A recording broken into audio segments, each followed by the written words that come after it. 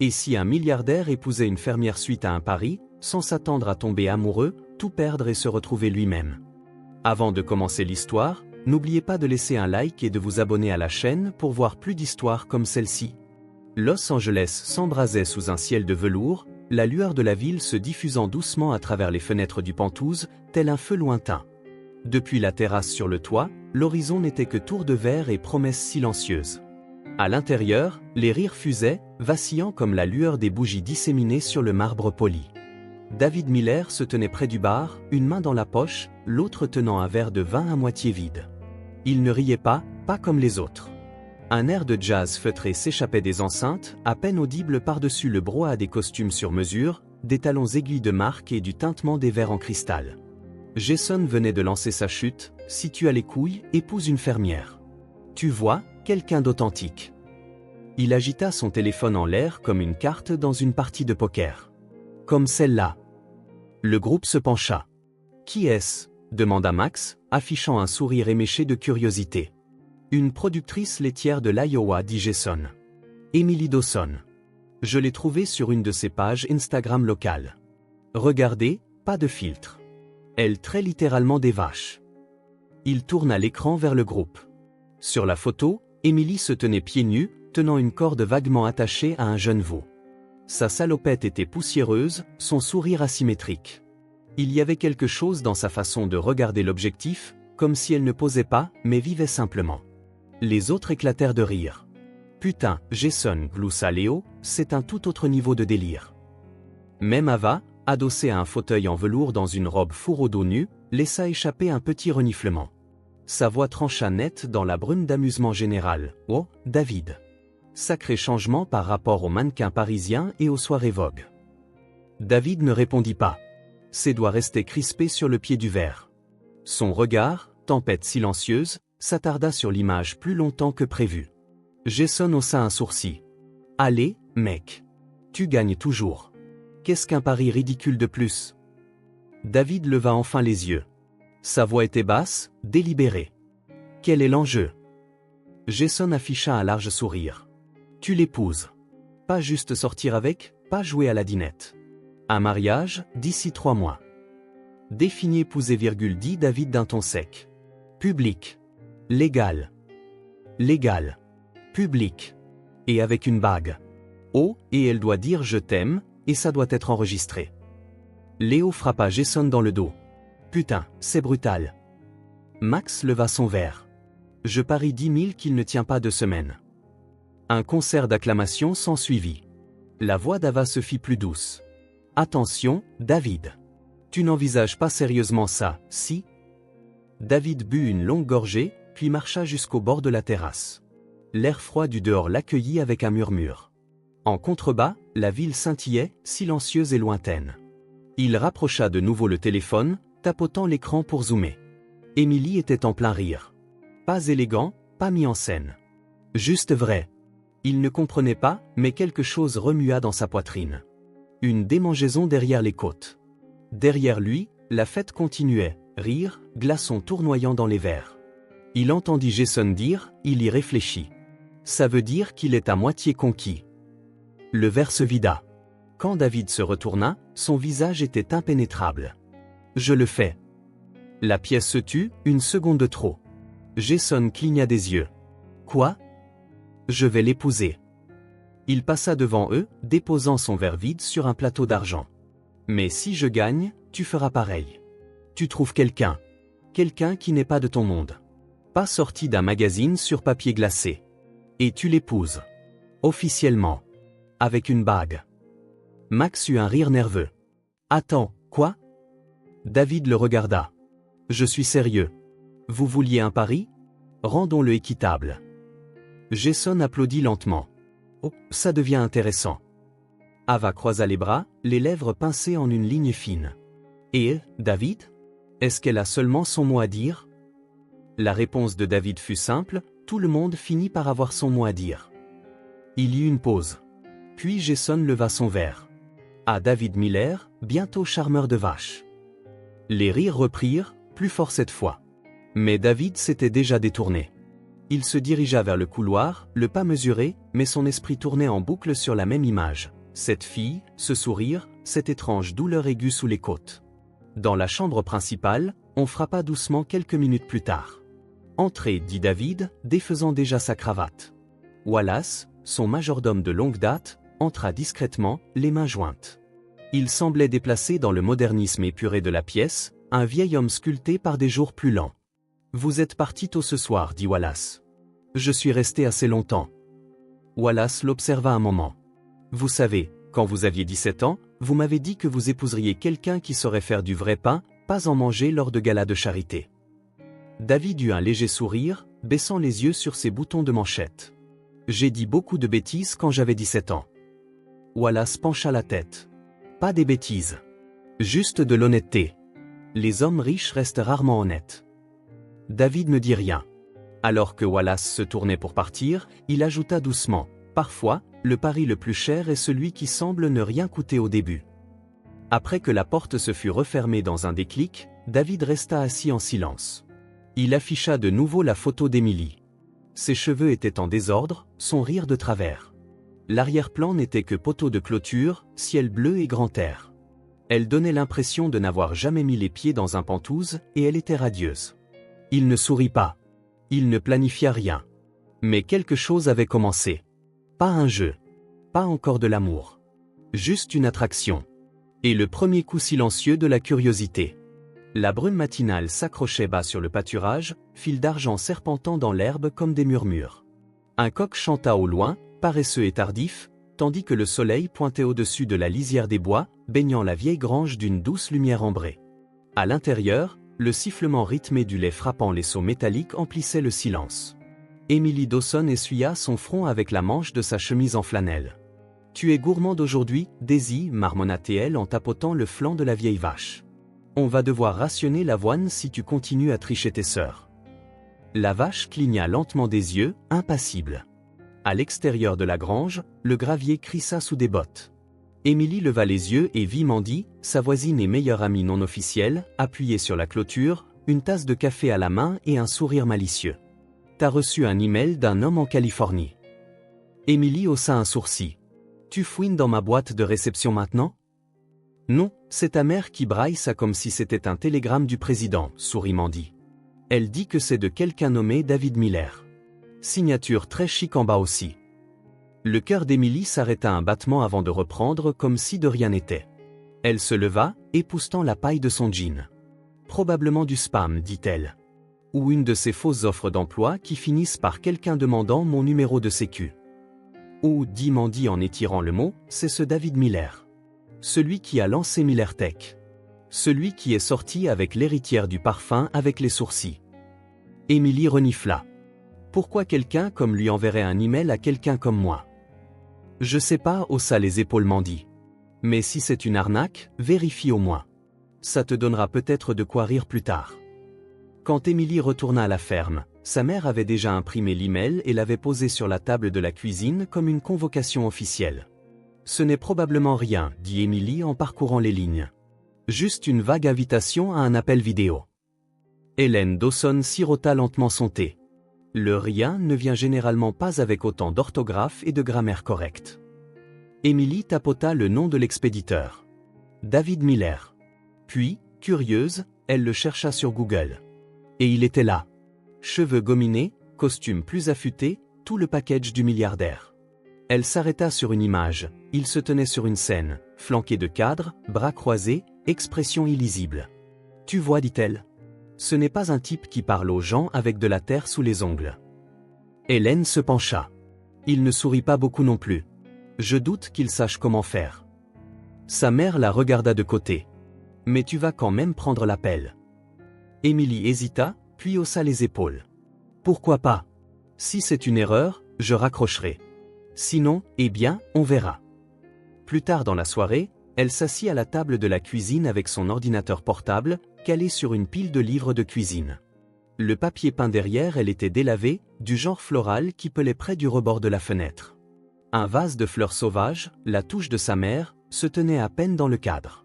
Elle portait un pull en laine gris avec une manchette effilochée et avait ramené ses cheveux en une simple tresse. L'appel se connecta. L'écran changea et il était là. David Miller était assis dans une pièce si propre et stérile qu'elle semblait retouchée. Derrière lui, des baies vitrées encadraient les lumières de la ville. Il portait une chemise sombre, sans cravate, et la regardait droit dans les yeux, sans ciller. Elle haussa un sourcil. « Juste pour être clair, je ne postule pour rien. J'ai déjà un travail. » Il hocha la tête. « Je sais. » Émilie croisa les bras. « Et je ne suis pas mannequin, ni influenceuse, ni quoi que ce soit que les hommes comme vous appellent habituellement le soir. » David s'adossa légèrement. « C'est pourquoi je vous ai appelé. » Elle pencha la tête, le jaugeant. « Vous ne parlez pas comme la plupart des riches, dit-elle finalement. »« Je ne me sens pas comme l'un d'eux ce soir, répondit-il. » Il y eut une pause. Puis, de manière inattendue, elle sourit. « Vous êtes nul pour la conversation légère, vous savez. » Il parut amusé pour la première fois. « On me l'a déjà dit. » Elle jeta un coup d'œil hors champ, puis revint à lui. « Très bien, alors, monsieur Miller. Qu'est-ce que vous attendez réellement de moi ?» David hésita. Non pas parce qu'il ne savait pas, mais parce qu'il réalisa qu'il ne pouvait pas le dire. « Pas comme ça. Pas encore. Une conversation, dit-il. Pour commencer. » Émilie l'étudia. Puis, lentement, elle se pencha plus près de la caméra. « D'accord, alors. Voici ma moitié du marché. Pas de jeu, pas de mystère. Parlez juste comme une personne, pas une proposition. » David hocha la tête une fois.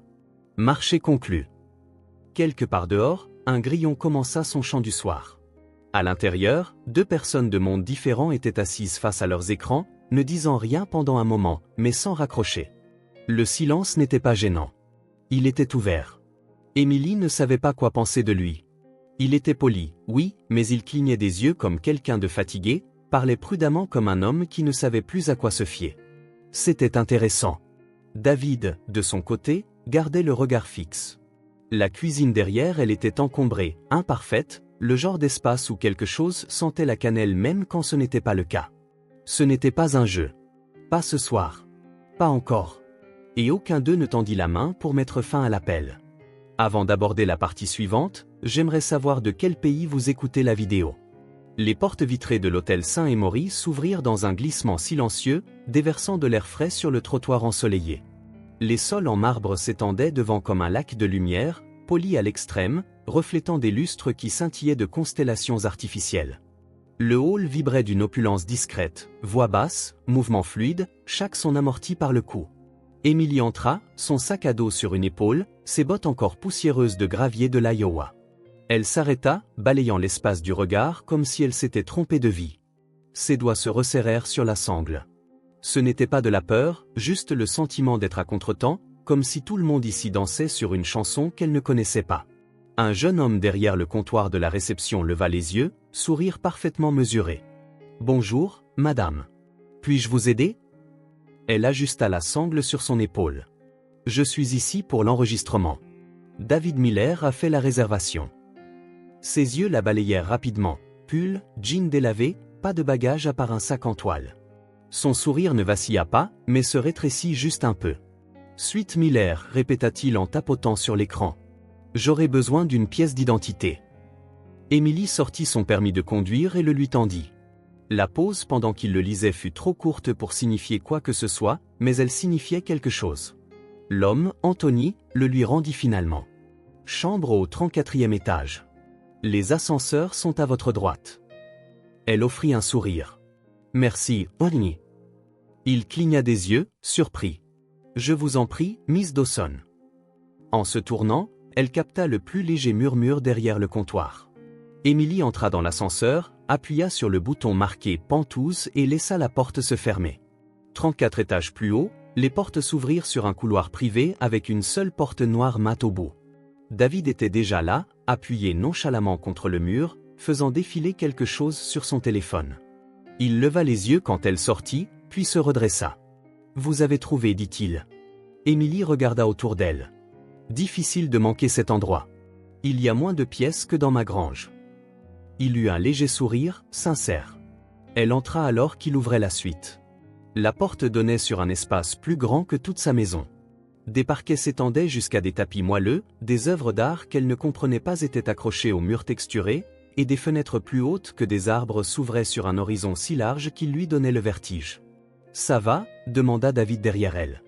Elle se tourna lentement. « Je pensais que c'était le salon. » Il haussa un sourcil. « C'est le cas. » Elle désigna le couloir. « Alors, c'est quoi cette pièce avec le lustre au-dessus d'une baignoire en pierre ? » « C'est la salle de bain. » Émilie le fixa. « Mon Dieu !» David observa son expression, puis rit doucement. « Votre monde est ridicule, dit-elle en avançant. »« Je me suis fait la même réflexion, murmura-t-il. » Un instant plus tard, un membre du personnel de l'hôtel apporta son unique sac de voyage sur un chariot doré et s'inclina si profondément qu'Émilie pensa qu'il allait tomber. Elle cligna des yeux. « J'aurais pu le porter, dit-elle. » Il se redressa avec un sourire exercé. « Bien sûr, madame. » David lui donna un pourboire, puis ferma la porte. Émilie s'assit sur le bord du lit, qui avait plus d'oreiller qu'elle n'en avait vu de toute sa vie. « Je ne sais pas à quoi servent la moitié de ces boutons, marmonna-t-elle en regardant le panneau de chevet. « Celui-là allume la cheminée, proposa David. « Il y a une cheminée ?» dit-elle alors qu'elle s'embrasait doucement derrière la vitre. Le dîner était réservé en bas. David l'avait mentionné nonchalamment, mais Émilie avait protesté. Je ne peux pas manger dans un endroit où le pain coûte plus cher qu'une facture de téléphone. Alors je commanderai le pain, avait-il dit. Pourtant, elle lui fit plaisir. La salle à manger scintillait comme le hall, tout or, blanc, trop de fourchettes. Elle choisit la mauvaise cuillère pour son entrée, piqua une feuille qui s'avéra décorative, et faillit s'étouffer avec une soupe froide. David ne dit rien, se pencha juste à un moment donné et échangea discrètement ses couverts. Elle eut un sourire narquois. « Tu peux rire. Vas-y. » Il la regarda avec quelque chose comme de la tendresse. « Je ne suis pas sûr de me souvenir comment faire. » Plus tard, dans l'ascenseur qui remontait, elle s'appuya contre la paroi et le regarda. « Je crois que ce serveur pensait que je t'avais trouvé sur une application de rencontre. » David jeta un coup d'œil de côté. « Il pense que tu m'as sauvé. » Ils sourirent tous les deux, un petit sourire entendu. De retour dans la suite, elle se laissa tomber sur le canapé avec un soupir et retira ses bottes. David se tenait près de la fenêtre, les mains dans les poches. Elle l'observa une longue seconde, puis dit « Tu n'en as jamais marre de tout ce vernis ?»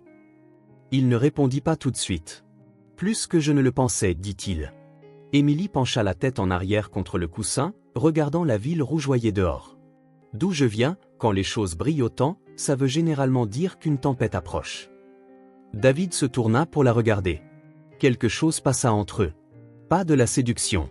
Pas encore de la chaleur. Juste une pause. Une respiration honnête avant le pas suivant dans un monde auquel aucun d'eux ne savait comment appartenir. La salle de bal brillait comme un décor de conte de fées, lustre en cristal, pyramide de champagne, chaque coin poli à la perfection. Une musique douce flottait d'un quatuor à cordes, et les serveurs se déplaçaient comme des ombres, livrant des assiettes délicates de nourriture que personne ne touchait. Dehors, derrière les hautes fenêtres, l'horizon de San Francisco s'estompait dans le crépuscule naissant, mais l'air à l'intérieur était vif de parfums coûteux et d'intentions plus acérées.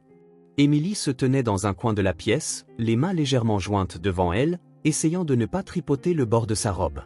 Elle n'était pas blanche, pas vraiment. Elle était crème, une teinte qui, selon David, lui allait mieux. Simple, douce, avec des manches qu'elle aimait et sans paillettes. Elle n'avait pas voulu de voile.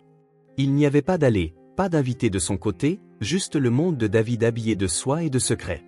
Un serveur passa et elle capta une trace de murmure derrière elle. « C'est la mariée ?» demanda une femme à quelqu'un à proximité. Je pensais qu'elle faisait partie du personnel. Elle a l'air rurale. Émilie se tourna lentement. Il ne chuchotait pas assez bas. De l'autre côté de la pièce, Ava s'approcha, ses talons aiguilles claquant comme un avertissement. « Tu as l'air à l'aise, » dit Ava, ses yeux balayant entièrement la silhouette d'Émilie. « Je le suis, » répondit Émilie calmement. Ava sourit, crispée. « C'est bien. Les mariages devraient être confortables. La plupart des gens s'habillent un peu plus, cependant. Surtout quand ils épousent quelqu'un comme David. » Émilie offrit un sourire sec. « C'est drôle. La plupart des gens n'amènent pas leurs ex à l'hôtel non plus. » Ava cligna des yeux, prise au dépourvu une seconde, puis se reprit. « Eh bien, je suppose que ce soir est plein de surprises. » Émilie se détourna avant qu'Ava ne puisse ajouter quoi que ce soit. Elle balaya la pièce du regard, cherchant David, mais il était accaparé dans un coin par Jason et deux autres qu'elle ne reconnaissait pas. Jason se pencha, voix basse, sans savoir qu'Emily se rapprochait. La musique monta, les assiettes tintèrent, mais elle l'entendit clairement. « Alors, combien de temps dois-tu rester marié pour que le pari compte ? À moi ?» Emily se figea. Il y eut des rires, bas, cruels. David ne dit rien. Son estomac tomba comme si le sol sous ses pieds venait de disparaître. Elle ne bougea pas tout de suite, resta juste là, les contours des voix autour d'elle se brouillant en un bruit blanc. Puis elle posa soigneusement son verre sur un plateau voisin et s'éloigna. Pas de drame, pas de larmes. Juste ses bottes frappant le carrelage, un pas après l'autre, vers le couloir extérieur. Elle atteignit la sortie avant que David ne la trouve. « Emily, commença-t-il. » Elle ne se tourna pas. « Combien de temps ?» Sa voix était calme, trop calme. David s'arrêta à quelques mètres derrière elle. « Tu l'as entendu. » »« Je t'ai entendu ne rien dire. » Il hésita. « Ce n'est pas pareil. » La porte derrière eux s'ouvrit de nouveau. Quelqu'un rit. La voix de Jason, forte, indifférente. David regarda en arrière, la mâchoire serrée. Emily secoua la tête. « Je n'ai pas ma place là-dedans. Et tu n'as pas ta place avec moi. » C'était peut-être ça le but. Avant qu'il ne puisse parler, le silence se brisa à l'intérieur. Du verre. Un unique craquement sec résonna depuis la salle de bal. David se tourna brusquement et retourna à l'intérieur d'un pas furieux. La pièce se calma. Les têtes se tournèrent. Il atteignit le centre où Jason se tenait, au milieu d'un rire. « Qu'est-ce que tu as dit ?» La voix de David était basse, mortellement calme. Jason haussa les sourcils. « Je plaisantais. »« Non, tu ne plaisantais pas. » David ramassa son verre de vin, marqua une pause et avec une force soudaine, le projeta contre le sol en marbre. Le son explosa, les éclats jaillissant comme une ponctuation. Ava sursauta. « Tout le monde dehors, » dit David, voix plate, froide. « Maintenant. » Le silence était stupéfait. Max toussa. « Tu n'es pas sérieux. » J'ai dit, « Sortez. » David fit un pas en avant. « Vous êtes venu pour rire. Vous pouvez faire ça ailleurs. » Personne ne bougea. Il désigna la porte. « Vous tous. Dehors. » Ce n'était pas une demande. Des chaises raclèrent maladroitement, des murmures flottèrent. La pièce, autrefois si posée, craquait maintenant de malaise. Jason sembla vouloir dire autre chose, mais y réfléchit à deux fois. En quelques minutes, la salle de bal fut presque vide. Le quatuor avait cessé de jouer. Les serveurs se tenaient immobiles, attendant des instructions. David se tourna. Emily était dans l'embrasure de la porte, observant. Leurs regards se croisèrent à travers la célébration abandonnée. Elle ne parla pas, le regarda simplement. Vraiment. Il traversa lentement l'espace. « Je ne t'ai pas défendu assez vite, dit-il. C'est ma faute. »« Tu n'avais pas besoin de les mettre dehors, dit-elle doucement. »« Si, répondit-il. J'en avais besoin. » Silence. Elle laissa échapper un souffle tremblant. « Je ne veux pas être un prix, David. Ou une blague. Ou une partie d'une histoire que les gens racontent après le dessert. Tu ne le sais pas. » Sa voix se brisa légèrement. « Tu es la seule chose réelle que j'ai touchée depuis des années. » Emily ne répondit pas tout de suite. Puis elle regarda autour de la pièce vide. « Il y a du gâteau, dit-elle doucement. » David cligna des yeux. « Quoi ? » ?»« Dans le coin. » Elle fit un geste. « Tu as acheté un gâteau. On devrait au moins en goûter une part. » Et juste comme ça, sa voix les ramena sur terre. Ils marchèrent jusqu'à la table du gâteau, maintenant seul et intact. David prit le couteau. « On fait ça ensemble ?» Emily eut un demi-sourire. « Pourquoi pas ? On a déjà brûlé le reste du scénario. » Il coupa une part nette. Chocolat riche. Étonnamment bon. Elle prit une bouchée. C'est peut-être l'erreur la plus chic que j'ai jamais faite. David la regarda, silencieux. Ce n'est pas une erreur. Emily mâcha lentement, avala. Je ne sais pas si je peux être assez pour ton monde, dit-elle. Tu n'es pas censé t'intégrer à mon monde, dit-il. Je crois que je suis censé le quitter. Elle l'étudia, les yeux scrutateurs. Ce n'était peut-être pas de l'amour. Pas encore. Mais c'était quelque chose. Quelque chose d'aussi fragile. Quelque chose qui avait survécu à sa première tempête. La route s'étirait, longue et silencieuse, flanquée de larges champs brunis par la fin de l'été. L'horizon était ininterrompu, à l'exception de la lointaine ligne d'arbres et de l'occasionnelle clôture en bois penchée par l'âge. Le vent agitait l'herbe sèche, emportant avec lui l'odeur de la poussière, du foin et de quelque chose d'indéniablement propre. David se tenait au bord du porche de la ferme des Dawson, toujours dans ses chaussures de ville, une main protégeant ses yeux alors qu'il regardait Emily décharger des sacs de l'arrière de son camion. « C'est ça ?» demanda-t-il, pas méchamment, juste surpris. Emily ne leva pas les yeux. « Tu t'attendais à un tapis rouge ? Peut-être juste quelque chose de pavé. » Elle sourit. « Par ici, le pavé, c'est pour les parkings et les cercueils. » Il la suivit à l'intérieur. La maison était vieille, mais pas usée, juste habitée. Chaque surface avait un but. La cuisine sentait légèrement la cannelle et la fumée de bois. Le plancher grinçait dans le couloir, et les fenêtres gémissaient dans leur cadre quand le vent changeait. Hélène, la mère d'Emily, posait une bouilloire sur la cuisinière quand ils entrèrent. Elle jeta un bref coup d'œil à David, puis à ses chaussures. « Vous voulez des bottes ?» dit-elle en guise de salutation. David hocha la tête. « Notez. » Hélène ne sourit pas, mais elle versa 3 tasses de thé et lui en tendit une quand même. « On se lève à 5 heures. Les vaches se fichent du titre que vous aviez avant. » Cette nuit-là, David dormit dans la chambre d'Amy. Petite, propre, sans vue autre qu'un champ de maïs. Le matelas était ferme. L'air sentait la terre imbibée de pluie. Pas de bourdonnement d'ascenseur, pas de lumière de la ville s'infiltrant à travers les rideaux. Juste l'obscurité, pure et entière. À 5 heures du matin, quelqu'un frappa une fois à sa porte. Il se redressa, désorienté. Dehors, Emily était déjà en bottes et sweat à capuche, attachant ses cheveux en chignon. « Allez, dit-elle. Elles n'attendront pas. » Ils marchèrent jusqu'à la grange en silence. La brume planait bas sur l'herbe, et les vaches se déplaçaient lentement dans leurs enclos, clignant des yeux face au jour naissant.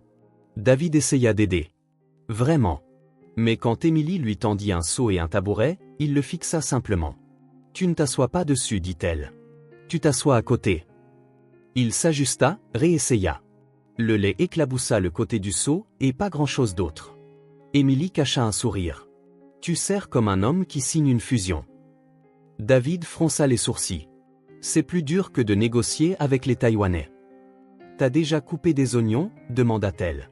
Plus tard, dans la cuisine, il cligna des yeux. « Pas personnellement. » Elle fit glisser un couteau vers lui. « Apprends. » Il hacha prudemment, manqua la moitié de l'oignon, grimaça quand la première larme coula. « Je pleure ?» demanda-t-il. Emily lui tendit une serviette. « Bienvenue à l'humilité. » Ils mangèrent des œufs brouillés et du pain grillé avec de la confiture épaisse d'un pot étiqueté « Pêche de Mandy 2022 ». David fixa le toast comme s'il avait poussé par magie. « C'est vraiment bon, dit-il. » Emily haussa un sourcil. « C'est du pain. »« Non, dit-il lentement. C'est de la nourriture qui a le goût de quelqu'un qui y a mis du cœur. » Cet après-midi-là, il essaya de racler le foin, puis de nettoyer le porche au jet d'eau, puis d'aider Hélène à équeuter des haricots sur les marches arrière. Chaque tâche était simple mais inconnue. Ses mains, habituées à tenir du verre et des stylos, lui faisaient mal à de nouveaux endroits. Hélène parla enfin en lui tendant un autre seau. « Vous allez avoir des courbatures. »« J'en ai déjà. »« Vous irez mieux, dit-elle. » Puis elle marqua une pause. « Si vous restez. » Il croisa son regard. « J'en ai l'intention. » Elle le regarda longuement, puis retourna à ses haricots. Ce soir-là, les lumières vacillèrent une fois, puis s'éteignirent complètement. David entra dans le couloir, tenant son téléphone comme une lampe de poche. « On a perdu le courant ?» appela-t-il. « Le générateur est en panne depuis des années, dit Emily depuis le salon. La tempête a dû toucher la ligne. » Il fixa son téléphone. Pas de signal. Pas de Wi-Fi. Emily alluma une bougie sur le rebord de la fenêtre. Son visage s'illumina doucement dans la lueur vacillante. « Bienvenue. » Ce soir-là, il s'assit à côté d'elle sur le canapé, écoutant les grillons dehors. « Il y a quelque chose de vivant dans le silence ici, dit-il après un moment. Elle se tourna vers lui. Il ne cache rien. Un scarabée bourdonna près de la vitre. Le vent traversa les champs comme une respiration. David expira. « J'ai passé des années dans une tour de bruit. Des gens qui parlaient, mais ne disaient rien. Signant des contrats qui changeaient des vies que je ne rencontrerai jamais. » Emily ne dit rien, attendit juste. Il continua. « T'es-tu déjà sentie pleine de tout, sauf de ce qui compte ?» Elle hocha la tête. « Parfois. Mais ici, ça se vide, éventuellement. Il lui jeta un coup d'œil. J'ai peur de ne pas savoir quoi faire de ce qui reste. Tu apprendras, dit-elle. Il baissa les yeux sur ses mains, maintenant boursouflées, rouges et rugueuses. Puis, sans réfléchir, il prit un vieux carnet sur la table basse, un de ceux qu'Émilie utilisait pour les listes de courses et les notes sur les poules. Il tourna à une page propre. Première nuit, écrivit-il. Le silence avait du poids. Il ne m'a pas écrasé. Il m'a soutenu. Il fixa les mots. Pas pour le travail. Pas pour le public. Juste pour lui. Émilie se pencha, lisant à l'envers. Ça, c'est nouveau, dit-elle. David hocha la tête.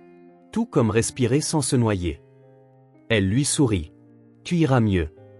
Dehors, les étoiles commençaient à apparaître. Non cachées derrière du verre ou des néons, mais audacieuses et sans excuse. Comme quelque chose que David n'avait jamais osé être. Et pour la première fois depuis longtemps, il n'avait pas envie de partir. Un an passa. La vie s'était installée dans quelque chose de doux entre eux, le genre de rythme tranquille qui ne demandait pas plus que des tâches partagées, de longues promenades et du café versé sans avoir besoin de demander. Émilie était rentrée de la clinique avec Madeleine dans les bras, et maintenant un autre changement arrivait, elle était enceinte. La lumière du matin filtrait à travers les vieux rideaux de la ferme en rubans doux et dorés, réchauffant les planchers de bois, une planche à la fois. Les oiseaux étaient déjà bruyants dehors, leur bavardage un rythme constant sous le craquement des marches du porche et le bruissement du vent dans le maïs. À l'intérieur, la cuisine sentait légèrement la sauge et le savon au citron. David se tenait à l'évier, manches retroussées, les coudes plongés dans la mousse.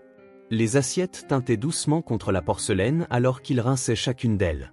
Ses mouvements étaient prudents, exercés maintenant, pas gracieux, mais plus maladroits.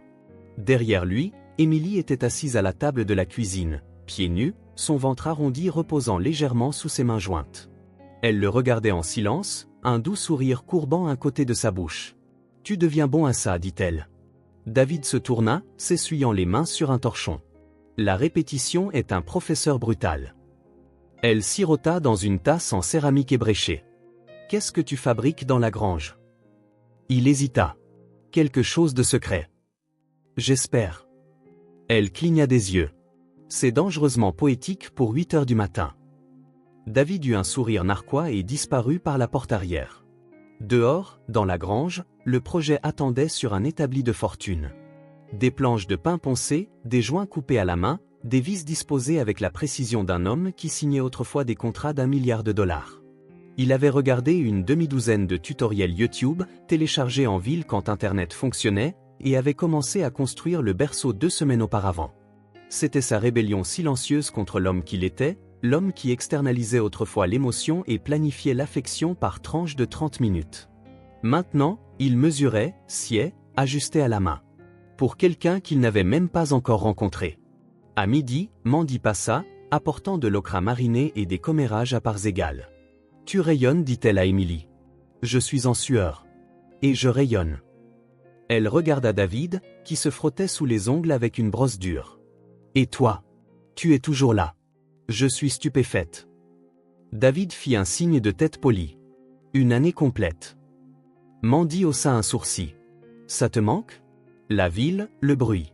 Ton trône. » Il marqua une pause. « Parfois. » Puis j'entends la porte moustiquaire claquer et je vois ses orteils sur le sol de la cuisine et ça s'estompe. Émilie cligna des yeux, puis sourit doucement pour elle-même.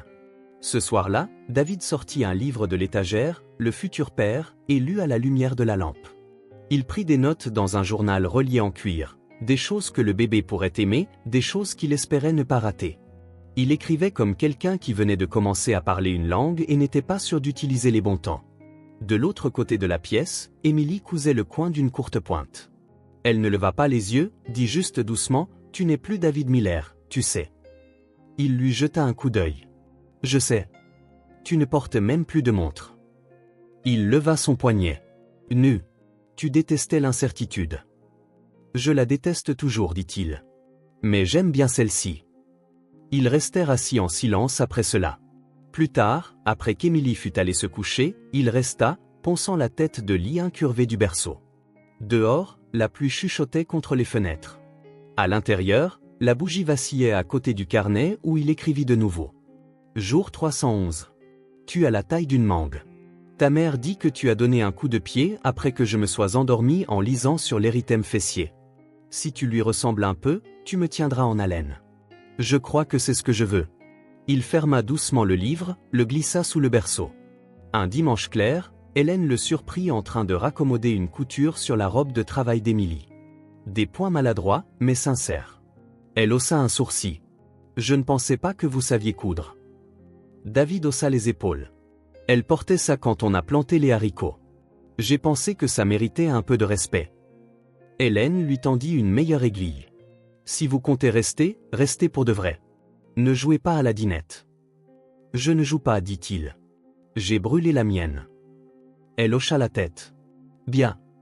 Cette semaine-là, David termina le berceau. Il appela Émilie dans la grange et ne dit rien, la laissa simplement le voir. Elle passa ses doigts sur le grain lisse, s'agenouilla à côté, les yeux brillants mais secs. C'est toi qui l'as construit, murmura-t-elle.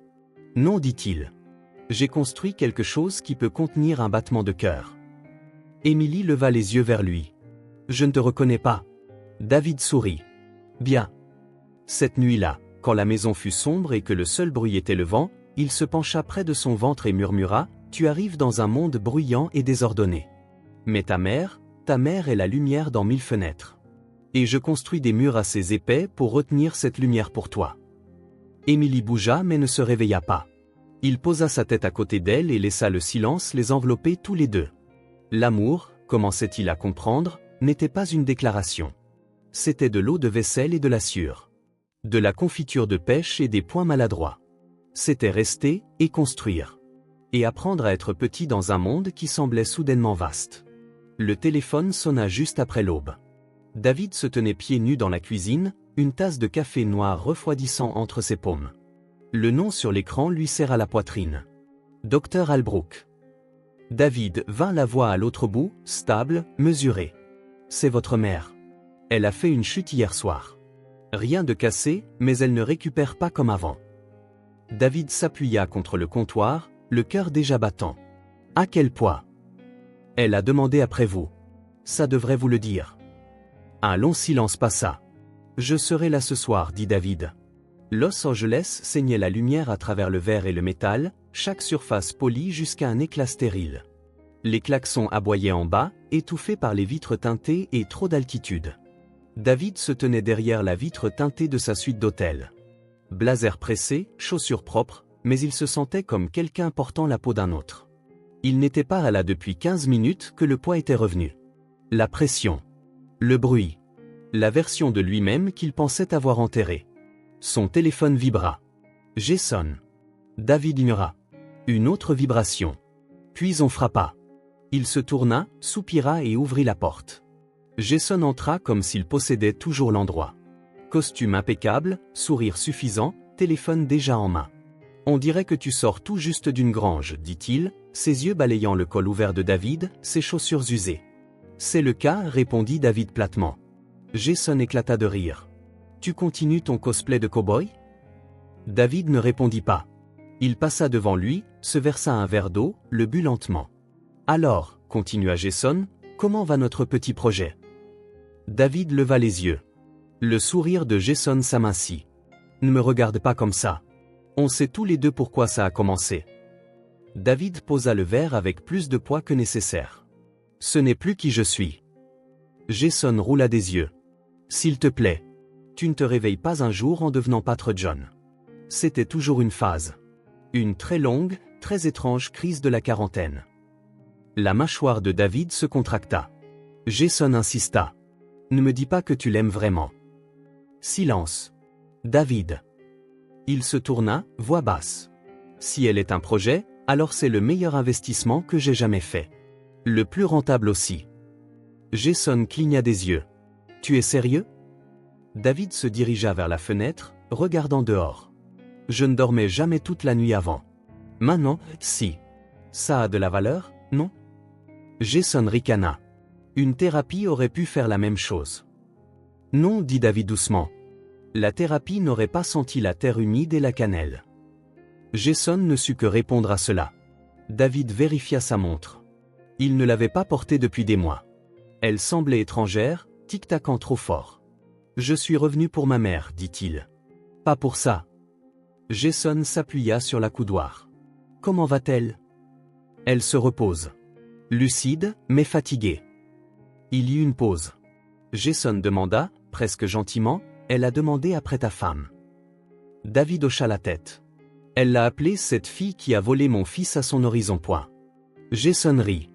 Elle a toujours eu le chic pour la culpabilité. David ne sourit pas. Puis elle a demandé si j'amènerais Emily la prochaine fois. Cela calma Jason. Dehors, le trafic pulsait comme une machine. David attrapa sa veste. Je vais à l'hôpital. Jason se leva. Des journalistes rôdent depuis que tu as atterri. Ils posent des questions sur elle. Sur ton départ. David s'arrêta dans l'embrasure de la porte. Alors dis-leur que j'ai quitté le bruit pour un nom. Et que je ne regarde pas en arrière. À l'hôpital, sa mère était calée sur des oreillers, pâle mais alerte. Ses mains tremblaient quand elle tendit la sienne vers lui. Tu as l'air plus mince, murmura-t-elle. Je travaille plus maintenant, dit-il. Dans un champ? Il sourit. C'est un travail honnête. Elle l'étudia. Tes mains ont des callosités. David ne dit rien. Et tes yeux, continua-t-elle, sa voix plus douce. Il hocha la tête. C'est grâce à elle. Sa mère regarda le plafond. Je voulais que tu épouses une femme avec des cuillères en argent et une lignée.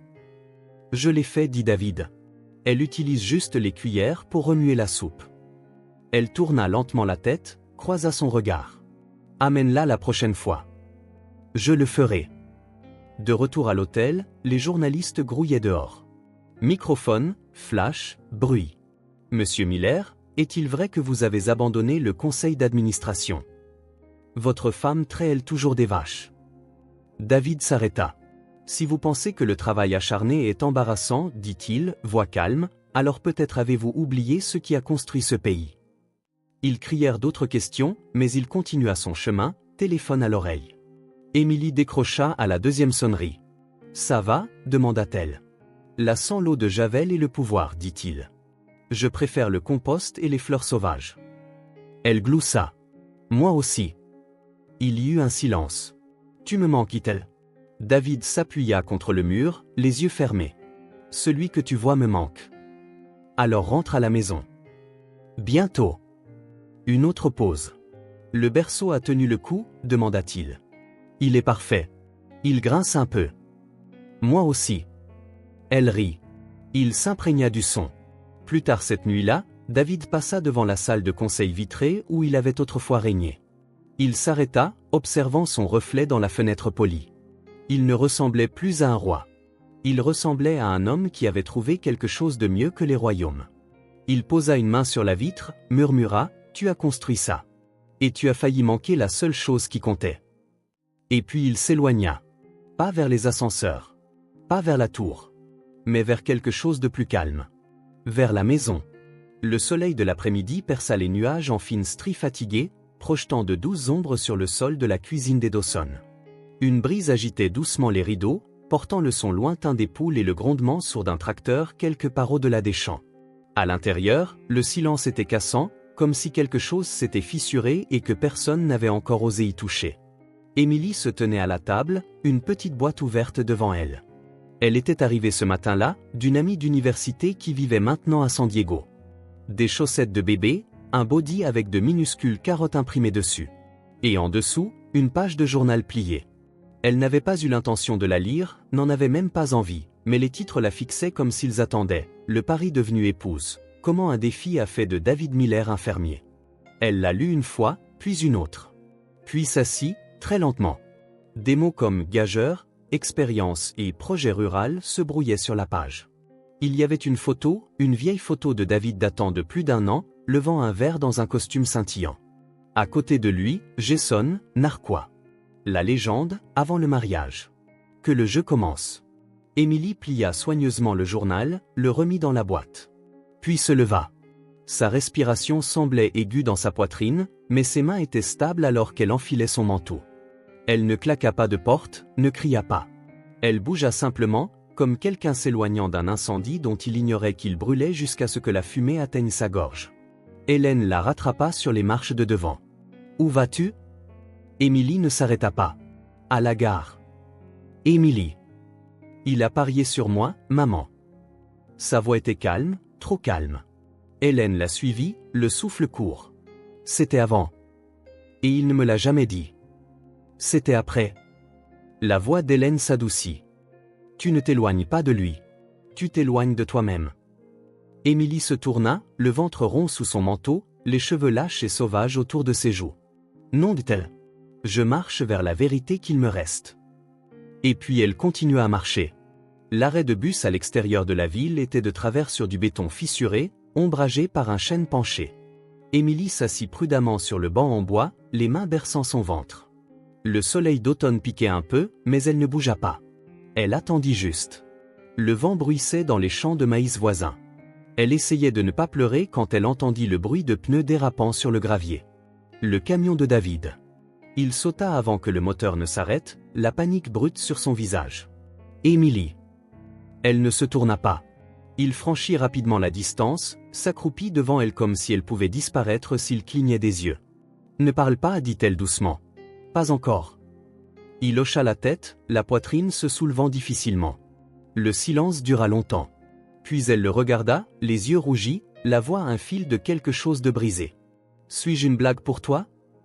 La bouche de David s'ouvrit, se ferma. Puis, Elle sortit l'article plié de la poche de son manteau, le lui tendit. Tu ne me l'as pas dit. J'allais le faire. Mais tu ne l'as pas fait.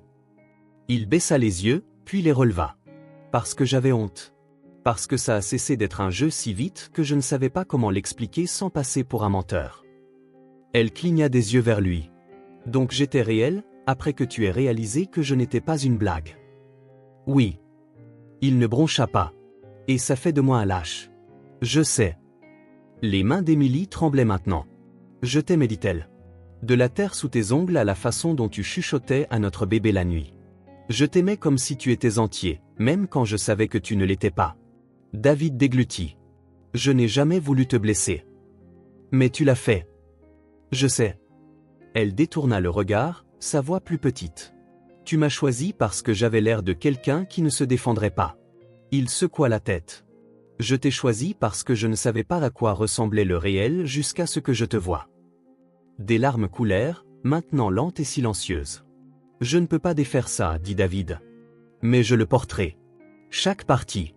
Je porterai la culpabilité, la honte, le fait que j'ai laissé la pire version de moi toucher la meilleure chose que j'ai jamais eue. Elle le regarda alors, brute et fatiguée. Je n'ai pas besoin d'un discours. Il hocha la tête. J'avais juste besoin de la vérité. David se pencha en avant, le front reposant doucement contre le bord du banc près de son genou. Alors la voici, murmura-t-il. Tu n'étais pas le jeu. Tu étais la raison pour laquelle j'ai arrêté de jouer. La respiration d'Émilie s'accrocha. Ils restèrent ainsi, figés dans l'immobilité, jusqu'à ce que le bus gronde sur la route et s'arrête dans un sifflement. Elle ne bougea pas. Le chauffeur ouvrit la porte, vérifia sa montre, puis la regarda. Vous montez, madame? Émilie ne répondit pas. Ses yeux étaient fixés sur David. Finalement, elle murmura, et maintenant? David se leva lentement. Maintenant, je marche. Aussi loin qu'il le faudra. Même si tu ne marches pas avec moi. Le chauffeur se racla la gorge. L'horloge tourne. Émilie baissa les yeux sur son ventre, puis les releva vers l'homme en face d'elle. Elle se leva. Marchons, dit-elle, la voix rauque mais ferme. Mais ne t'attends pas à ce que je te tienne la main tout de suite. David hocha la tête. Je n'oserais pas. Ils s'éloignèrent du banc ensemble, et le bus partit vers l'horizon, vide. Le matin se leva humide et lourd, la pluie tapotant les fenêtres comme une trotteuse comptant à rebours quelque chose qu'Émilie ne pouvait pas encore nommer. Les nuages planaient bas sur Greenville, le ciel d'un gris doux et douloureux. À l'intérieur de la ferme, les pièces semblaient creuses, comme si quelque chose était sur le point d'arriver ou de se défaire.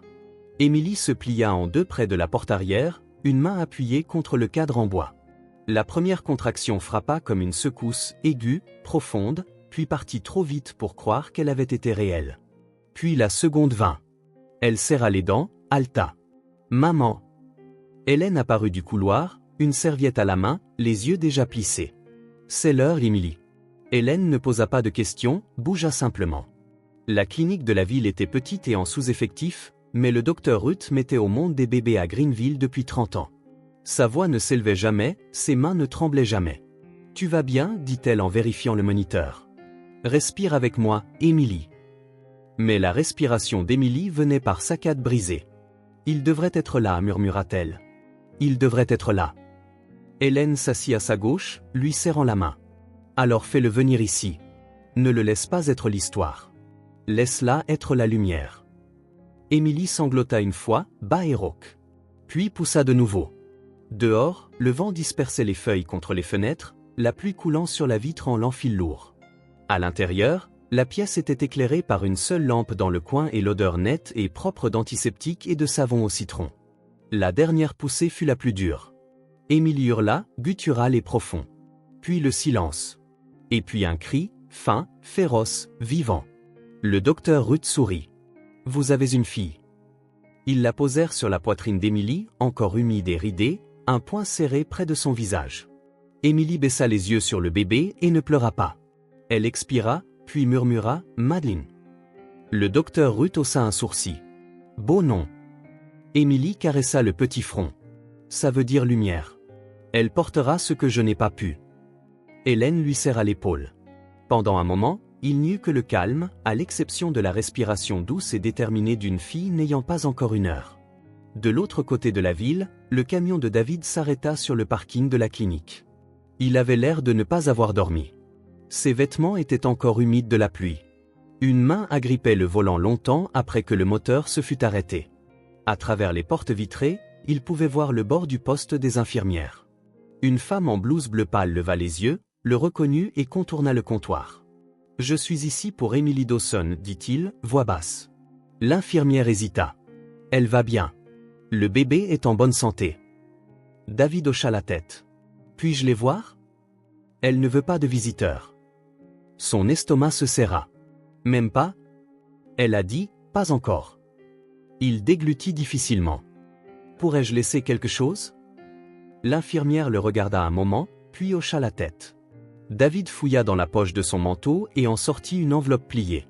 Sur le devant, pour Emily Dawson. Il la lui tendit. « S'il vous plaît, dit-il. Assurez-vous qu'elle l'ait. » Emily lut la lettre des heures plus tard, quand le bébé s'était enfin assoupi contre sa poitrine, chaud et incroyablement réel. L'écriture était celle de David, soigné, penché, un peu taché dans les coins. « Emily. J'ai passé ma vie à construire des sorties. Chaque pièce où j'entrais, j'étais déjà à moitié dehors. C'était de la survie. C'était une habitude. Et puis je t'ai rencontré. Tu as rendu l'air différent.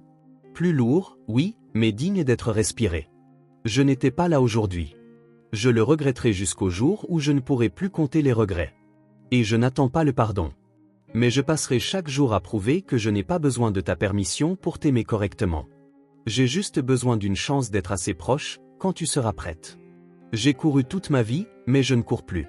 David. » Émilie plia lentement la lettre, les doigts s'attardant sur les plis. Puis elle baissa les yeux sur Madeleine, toujours endormie, la bouche légèrement ouverte, la respiration régulière. « Tu as ses poumons, murmura-t-elle. Dehors, la pluie avait cessé. Un unique rayon de soleil de l'après-midi glissa à travers la couverture nuageuse, se posant sur la couverture du bébé comme un silence. Émilie se pencha en arrière contre l'oreiller, le cœur plein et brisé, et guérissant lentement. « Tu n'es pas le début d'une histoire, dit-elle doucement à Madeleine.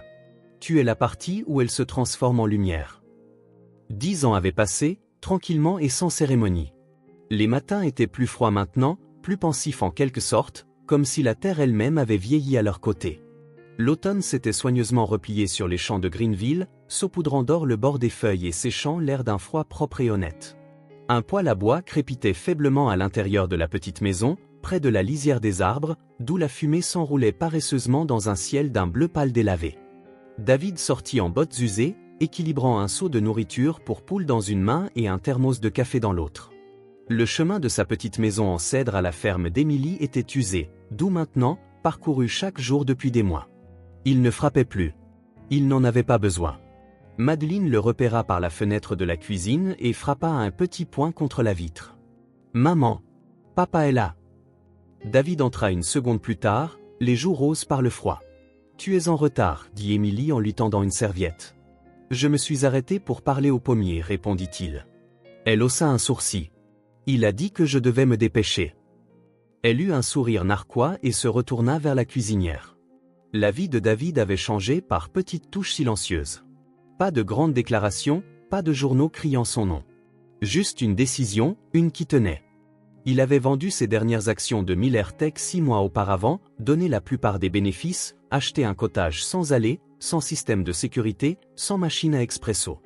Un endroit qui bourdonnait dans le silence au lieu de le remplir. Wallace avait appelé une fois, déconcerté. « Ils disent que vous êtes fou, avait-il dit. Alors peut-être que je retrouve enfin mes esprits. » À midi, David alla chercher Madeleine à la petite école maternelle de la ville. Il faisait cela tous les jours, beau temps, mauvais temps. Il attendait près de la clôture dans un camion cabossé qui sentait le foin et vaguement les crackers au beurre de cacahuète. Ava lui avait envoyé un texto une fois, des mois auparavant. « Est-ce vraiment ta vie maintenant ?» Il n'avait pas répondu. Il n'y avait pas de question dedans. Le jeudi, David et Emily travaillaient dans le jardin derrière sa maison. Ils étaient des jardiniers lents, plus de paroles que de progrès, mais aucun d'eux ne s'en souciait. « Cette rangée est tordue, dit Emily un après-midi, regardant les betteraves. Comme la plupart des bonnes choses dans la vie, répondit David, essuyant son front du revers de la main. Ils plantèrent un arbre ensemble cet automne-là. Un pommier Jonathan. Le même genre qui avait poussé à côté du porche d'enfance d'Emily. Les racines étaient fortes, le sol têtu. « Pourquoi un arbre ?» demanda-t-elle, s'appuyant sur la pelle. « Parce qu'il me survivra, dit-il. Et je veux laisser quelque chose derrière moi qui ne soit pas juste de la paperasse et des regrets. » Elle le regarda. « Tu l'as déjà fait. » Il ne répondit pas, sourit simplement et tassa la dernière terre autour de la base. Certains soirs, David écrivait. Pas pour Madeleine cette fois, mais pour lui-même.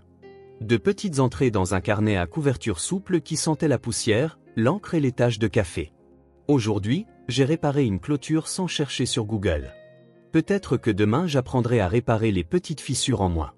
Ou, Madeleine m'a appelé papa aujourd'hui, puis a demandé si les vaches pouvaient pleurer. J'ai dit oui, et je ne suis toujours pas sûr si je le pensais littéralement ou non. C'est lors d'un de ces dimanches après-midi tranquilles, après que Madeleine se fut endormie sur le tapis avec des marques de crayon sur les doigts, qu'Emily lui posa la question. Ils étaient assis sur le porche. Le soleil était bas, la lumière était épaisse comme du miel. Elle ne le regarda pas quand elle dit « Alors, si tu n'es plus PDG, plus un titre de journal, plus quelqu'un que les gens citent, qu'es-tu maintenant ?» David ne répondit pas immédiatement.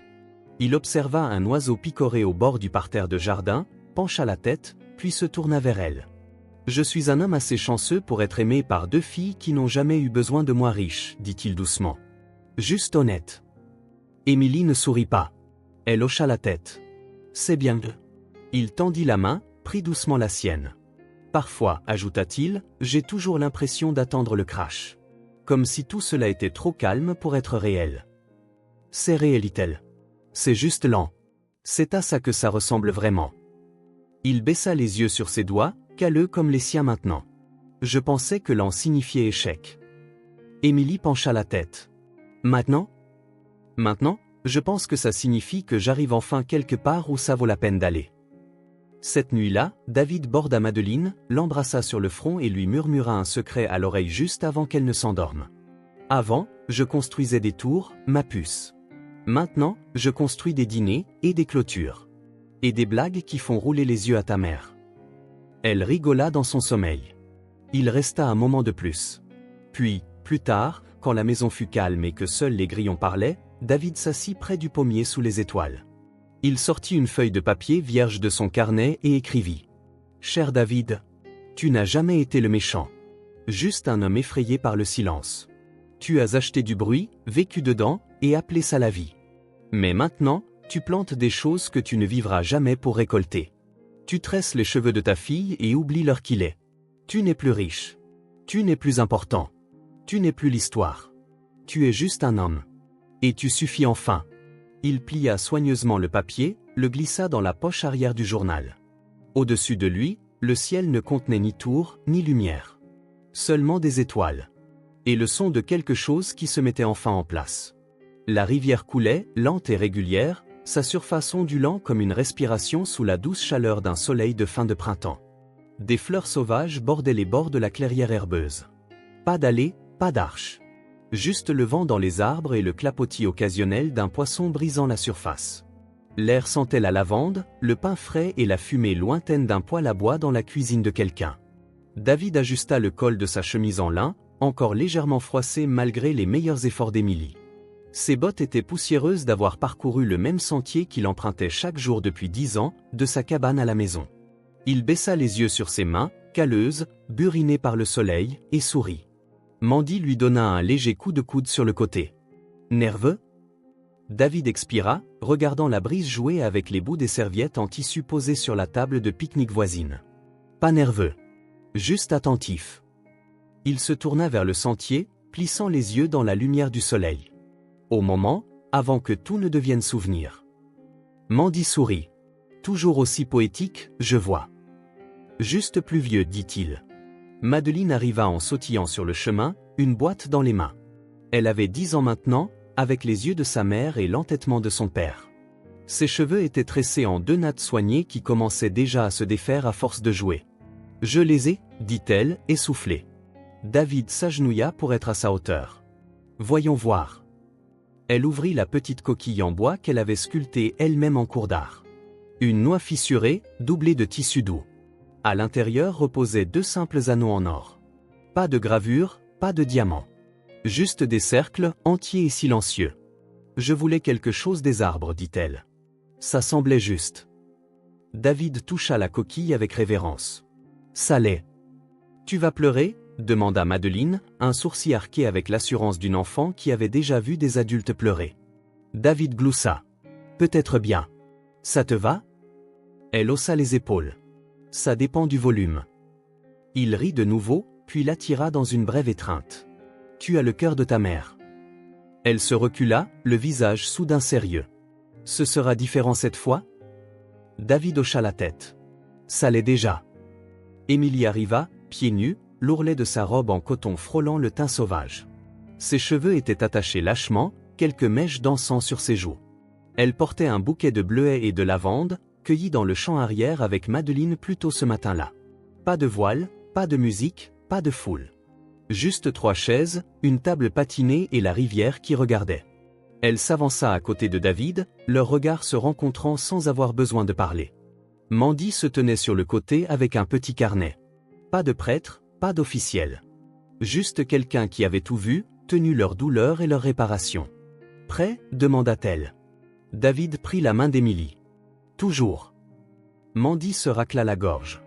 Alors, par le pouvoir qui m'est conféré par moi-même et le sacré miracle des secondes chances, je dis que nous commençons. David regarda Émilie et commença, je promets de t'aimer dans le silence, dans l'entêtement, dans les cuillères à soupe et les courtes pointes raccommodées. Je ne promets pas la perfection, mais je promets la présence. Je ne disparaîtrai pas. Je ne fuirai pas. J'apprendrai tes rythmes, même quand ils changeront. Et je porterai la lumière qui est venue de la tempête, pas seulement le calme. Les yeux d'Émilie brillèrent. Elle répondit, je n'ai pas besoin d'un héros. Je n'ai pas besoin d'un réparateur. J'ai juste besoin de l'homme qui s'est montré, encore et encore, même quand il ne savait pas si je le laisserais rester. J'ai besoin de tes mains, et de tes matins, et de ton calme quand le mien devient bruyant. J'ai besoin de ton rire à côté de la cafetière, et de ta promesse de ne plus jamais laisser un pari écrire notre histoire. David tendit la main vers la coquille de noix, et Madeleine s'avança, solennelle maintenant, la plaçant dans ses mains comme si elle pesait quelque chose de sacré. Il tendit une bague à Émilie.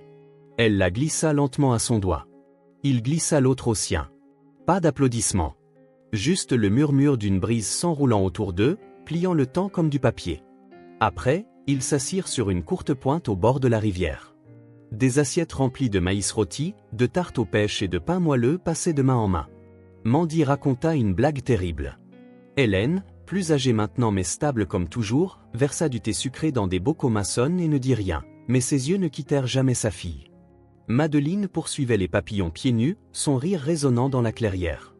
David la regardait, le cœur plein d'une manière qui ne vibrait plus d'urgence, juste de chaleur. Douce, stable. Comme des racines poussant profondément. Il se pencha vers Émilie. Ce n'est pas ce que j'imaginais de ma vie. Elle haussa un sourcil. C'est une plainte ? C'est de la gratitude, dit-il. Déguisée.